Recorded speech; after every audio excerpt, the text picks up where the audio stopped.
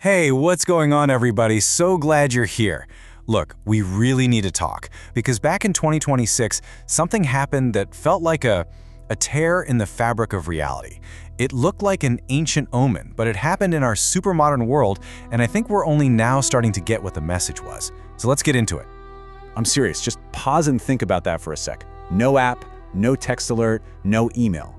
Just this raw, ancient signal appearing over a modern city at the exact moment of a global crisis. What would you even do? Would you see it, or would you just scroll right past it? Because that's basically what went down. A scene that it didn't fit, you know? It played out in real life. To understand it, we have to look really close at the chaos that was happening on the ground, and the strange signal that appeared in the sky over Tel Aviv. Imagine it. You're in Tel Aviv, the Azrieli towers piercing the sky, a total symbol of modern Israel. And then boom, the sky just goes dark. Not from clouds or smoke, but with thousands and thousands of crows. The city's already on high alert, right? Air raid sirens are just the daily soundtrack. And then, this happens. Something straight out of the Old Testament. It was completely surreal. And here's the thing, this is what makes it so crazy. This wasn't just some random Tuesday. At the very end of February 2026, the US and Israel had just launched this massive military op against Iran. By March, things were really bad. The whole region was on fire. And it was right in the middle of all that chaos, March 24th, that the sky just glitched out. So, you know how when your computer messes up, sometimes you gotta look at the original code? That's what we have to do here. We have to go back to the original source code for humanity. I'm talking about these ancient texts, the spiritual operating system that's been running in the background for thousands of years. And in that code, the word crow is a huge keyword. And the symbolism here, it's got this wild split personality. On one hand, you've got the crow from Noah's Ark, right? Flying over a world that was just judged and wiped clean. A messenger of death, basically, carrion. But then, you get the story of Elijah, and the exact same bird becomes this agent of God's providence, of his care, bringing the prophet food in the middle of the desert. So, which one was it over Tel Aviv? A warning of judgment or a promise of protection? And this isn't just in the Bible, by the way. In Islamic tradition, there are prophecies about a final, huge battle right there in that same region. A battle so intense, so spiritually charged, that the air itself would be toxic to a bird trying to fly through it. It would just fall out of the sky. So when people saw this massive flock in 2026, you can imagine what they were thinking. Was this the prelude? But it wasn't just the symbolism. You know, the timing of all this is what really gets under your skin. It felt less like a coincidence and more like, I don't know, a calendar notification that was set thousands of years ago. Okay, this is where it gets absolutely wild, so brace yourself. First, this whole military operation against Iran, modern-day Persia, kicks off right around Purim, the Jewish holiday that celebrates, and you can't make this up, escaping a plot by an ancient Persian ruler. The parallels are insane. Then you've got the red heifers. This is a huge deal. The final, missing ingredient needed to rebuild the third temple in Jerusalem, and they just happened to reach maturity right around, you guessed it, 2026. And to top it all off, that image we started with, a sky dark with birds, it is a direct visual screenshot of the Great Supper of God from the Book of Revelation. The convergence is it's undeniable, you can't ignore it.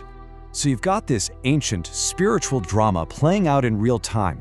But the stage is our hyper-modern world. And this is where the ghost in the machine shows up, where these timeless warnings start to speak our language, the language of tech. So let's look at the predictions that were being made for our world at the time. First up, by 2026, AI would basically become invisible. It stops being this tool you use and becomes this unseen force that kind of manages your life. It's choosing the news you see, the jobs you apply for, maybe even the people you meet. A silent intelligence pulling the strings. Then there was the dawn of 6G. And look, this isn't just about faster downloads for your movies. We're talking about a level of connection that's so fast, so seamless, that the line between what's real and what's digital just starts to melt away. Reality itself becomes something you can almost log in and out of. And this part is honestly the most chilling. During that conflict, military radars literally could not tell the difference between the swarm of crows in a swarm of attack drones. Think about that. The line between biology and technology was completely erased. The sky, which for all of human history has been a symbol of truth, suddenly became a zone of total confusion. Was it nature or was it war? Nobody knew for sure. So we have a sky we can't trust and an invisible AI shaping our reality. The question is, what's our next move? I mean, what do you do when the most ancient signs in our newest tech are both flashing red alert? The answer is not what you're probably thinking. And if this is hitting home for you, if you feel like this is crucial, just take a second and hit subscribe because you are not going to want to miss what's next. Okay, because here's the thing. This whole event, it wasn't just a storm of scary signs. It was a message. And like any message, you have to respond. It gives us a choice. Not really between good and evil, but a choice in how we decide to see what's happening. This quote just nails it perfectly. You can look up at that sky and see a terrifying omen of collapse, total doom. Or you can see just something else, an emblem of something deeper, a sign of resilience, a nudge to trust that even in the middle of all the chaos, there's a plan at work, there's providence. Because at the end of the day, these signs, they're not meant to make us run and hide in a bunker. They're a wake-up call. They're an invitation to stop sleepwalking through our lives and to become spiritually aware of the massive shifts happening all around us. And honestly, inside of us too. And the ultimate fix for all this chaos and confusion, it's not some new technology or a political party. It's what the scriptures have always called the kingdom of God. And I want you to think of it like this. It's not some place you go to way off in the future. It is a present reality. It's an operating system you can access right now. It is the ultimate system update for a world that's clearly running on corrupted, broken code. It's a whole new OS based on truth and love and real connection, and it's ready to install.